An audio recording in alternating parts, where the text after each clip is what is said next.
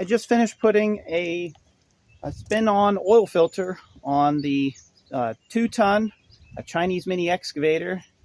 It's a Typhon Terror 18 Prestige, so it's their cab, heat, and air model. In my honest opinion, this is something that should have came from, it should have been on it from the factory.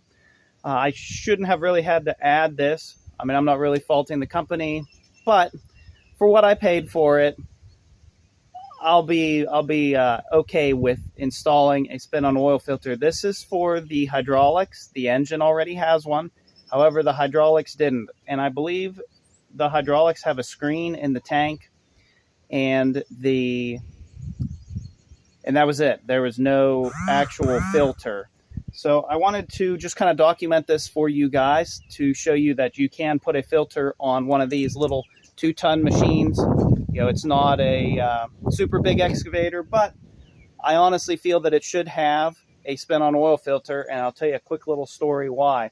On my previous excavator, which was a early 2000s, a Bobcat 320, I had the swing motor go out in it, and I have another video on my channel about this, but I'll run over this real quick.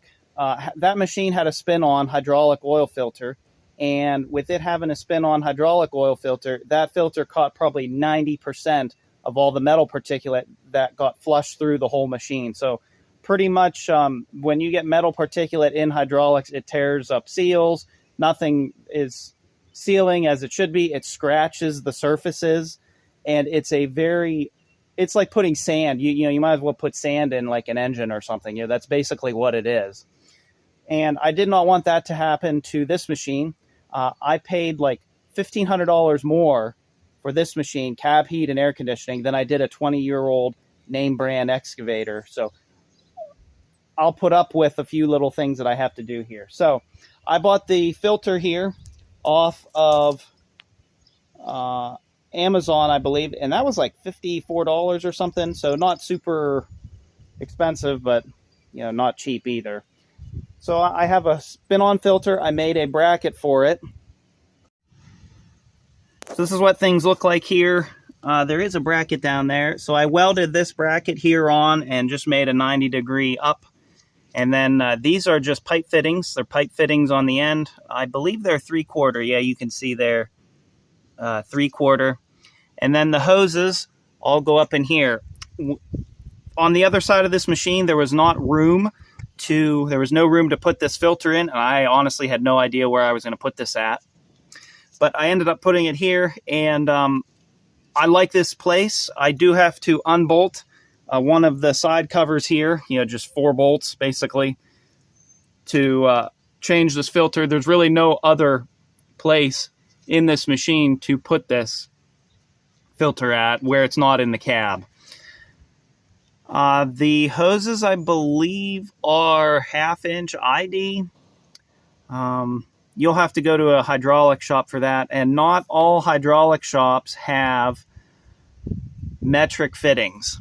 So we'll go up inside here. I have things kind of tore apart at the moment.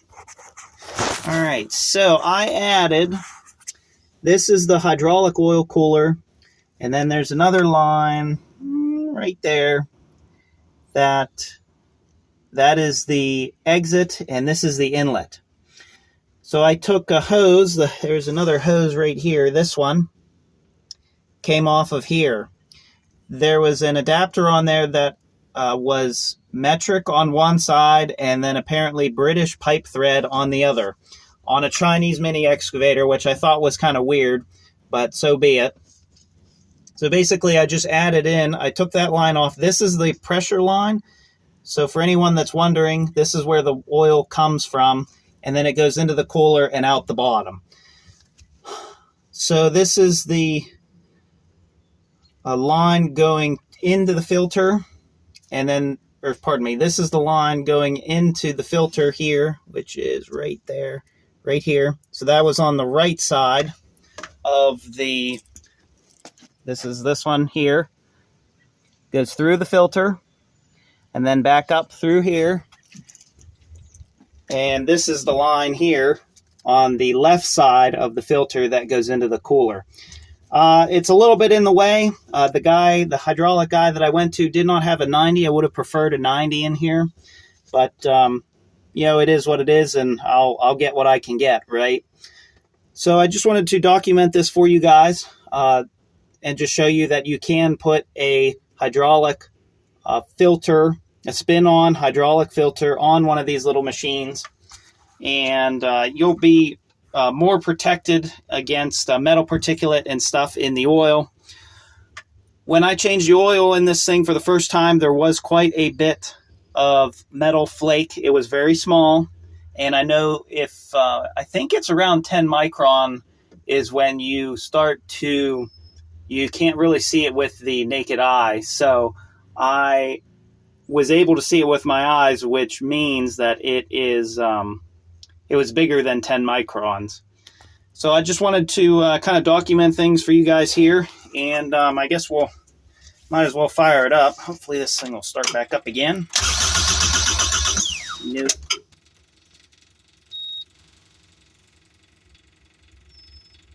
I have 19.1 hours on this thing.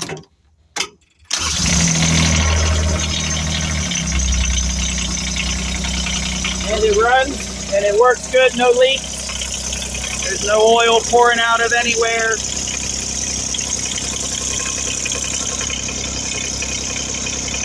So yeah, there you go. That's adding a spin-on hydraulic oil filter to a 2-ton Chinese mini excavator with cab heat and air conditioning.